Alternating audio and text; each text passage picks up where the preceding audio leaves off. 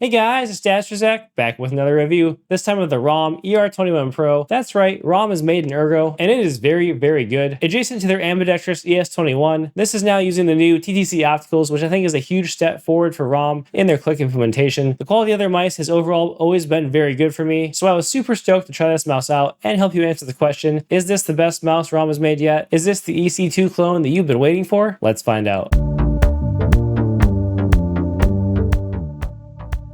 So here we have it, the Rawm ER21, the first Ergo we have coming from Rawm. And if you know me, you know that I'm not a huge fan of Ergos. So if I'm talking very positively about an Ergo, which I will about this mouse, you know that it's a special mouse. For every time I've tried one of their mice, they were very high quality, but there was always one sort of like fatal flaw in my opinion that didn't make it perfect for me. They were still good values, but this is actually the first time I think they've absolutely nailed a mouse across the board. The ER21 goes for 70 bucks on their site. There's always some sort of coupon code you can use, and based off the price of their other mice, this will both come to Amazon and probably cost sub $60, maybe even close to $50 when the price settles, which is an incredible value for what you get here. It also comes in a sick green and orange colorway, the green almost a bright lime green. Unfortunately, I wasn't able to display it in this video from this review unit. Shout out to Rawm for the review unit, though my thoughts and opinions in this video remain my own. But with that, let's get right into the implementation. This has the Gen 2 TTC opticals. They're typically a very heavy, very loud switch. These are also very tactile, but the implementation on the ER21 for some reason is actually the lightest and most spammable of these switches that I've felt. Now, it's by no means light. It's probably a medium actuation, but it's extremely spammable, and that was impressive and not something I expected. Rawm in the past has used a bevy of switches, Omrons, Rashas, other mechanicals as well, and this is by far the best click feeling they've achieved. There's also a very, very nice, comfortable rounding at the bottom of the button here. Side-to-side play is absolutely minimal on this. The click is a bit heavy here at the top should you click there, but that's way up high. Anywhere else on the mouse, it's pretty consistent, and it is the lightest here at the bottom. There is a bit of pre-travel here, but nothing that bothered me at all in usage, well within normal tolerances. Just a bit more here on the right click, but again, still extremely spammable. And overall, these clicks are a very satisfying, possibly second best feeling optical implementation I've felt of a switch. Omrons are always going to be my favorites, but these feel really good in this mouse. Coming to the scroll wheel, I'd say the rubber is very nice and soft, very notchy steps here, probably about medium. And then the click itself, the initial click is a little stiff, but look at how spammable that is. Very easy to click in once you get going there. So overall, the scroll wheel is pretty well implemented as well. Taking a look at the side buttons, definitely a strong point on the mouse. Placed about normally for an Ergo, very central on the mouse. Pretty large as well, easy to reach. They're not coated or glossy, but they do feel very smooth. They're not like a dry, raw plastic. This back button is one of the most spammable back buttons that I've used on a mouse recently. The front just slightly more tactile, but also very easy to actuate. As with almost every mouse, a little bit of back and forth here, but nothing crazy. Nothing you notice in game. A bit of post-travel you can see there on the side button. Almost no pre-travel. In game, very light, very spammable, and I would say a standout feature of the mouse. Coming to the coating, it is very good, very grippy. It's smooth in the sort of same way an Incat coating is, but it's not as slick as the Incat coatings. I like the Incat coating quite a bit, but I know for some people it's pretty slippery. This, I believe, is going to be more grippy than that. It's not like a sticky rubberization, but it is rubberized, and it feels very good in hand. No complaints for me. Probably 8.5 out of 10. Build integrity on this mouse is very good. I get zero side flex pressing where I grip the mouse, or really anywhere here. Very minimal flex here on the bottom. Nothing else. Flex-wise, try home about on the mouse. Do note the button here does not sit inside of the shell in the same way it might on an OP1 8K, for example, with this little ridge here, but there's plenty of space here to rest your pinky. Not really any risk as far as pinching your pinky. Plenty of shelf there, as this is a nice tall Ergo with a decently high click height as well. And then lastly, looking at the bottom of the mouse here, very nice large pad skates, no adhesive around the sides, so we're not picking up gunk. Some of the better stock skates you can get, decently thick, nicely rounded, faster than an average slow stock skate. They perform very well. They're not sticky at all in smaller, more static movements. And then the sensor placement you can see here is central, if not a little bit forward of center, so nothing really wacky there. So for overall implementation, I would say this is very, very good. Barely anything to complain about. Yeah, that pause there was me trying to think of anything. The skates are good. The sensor's well placed. Side button's big, light, spammable. Don't sink in too far. Best TTC optical implementation I've seen in clicks yet. Spammable scroll wheel. Good build integrity and coating. Honestly, this is the total package of an Ergo. So when it comes to shape of the mouse, we definitely want to talk about here is Zowie's EC2, the medium size of their classic, super popular Ergo. As you can see here, the dimensions are not 1-to-1, but they are very similar, and this definitely captures the shape essence of Zowie's EC. It does come in 11 grams lighter than their new DW version, which is a big deal as that's the latest version of their mouse. And like I said, there are some differences. The ER21 is just taller throughout the middle of the mouse. The hump does reach a higher point, and the scroll wheel sticks out a bit more as well. This added length you see here in the front really is not going to affect the shape at all. And then from a top down, a bit more flare out here on the right, a bit more of a like butt here on the left. So again, not 100% 1-to-1, but very good, and a very good good substitute for the EC2. Personally, I've not been impressed by Zowie's mice recently. Given my lack of an EC, we're going to have to work with the Ergos that I have. Now, many do say that the Deathadder V3, I don't have the 4 yet, is EC inspired, and you can see where that comes from. But something to note with a Deathadder V3 and 4 shape is it stays distinctly tall on the right side here as far as the click height goes. And obviously this is more of an EC1. This is a bit of a larger mouse than the ER21 2's sort of EC2 size. It does have larger side buttons, which I do appreciate, but these are not small by any means. And then from the bottom here, you can see that the Deathadder sort of has a wider footprint across the entire mouse, and it seems to stay a little bit flatter and more drawn out here on the bottom right side. That's actually the left side. Probably a safer pick there from Razer, and I get why they did that. I would say the Deathadder V3 is distinctly for larger hands, or like on the larger side of medium, whereas someone with small hands could presumably palm an EC2 size mouse if they really wanted to, and if for some reason didn't feel comfortable on an EC3. But someone with large hands should still be able to use this mouse no issue, with that length coming in at 124 millimeters. And then we have the MCHOSE A7 RE, the Dex clone. You can see there are some differences in shape between the Dex and the EC. More of a drawn out dip here on the back, where the back rises a bit more suddenly here, and then dips off a bit more in the front here with a lower click height. The front view here is very indicative of the shape differences of these mice. The Dex is definitively narrower in the front, with the higher click height.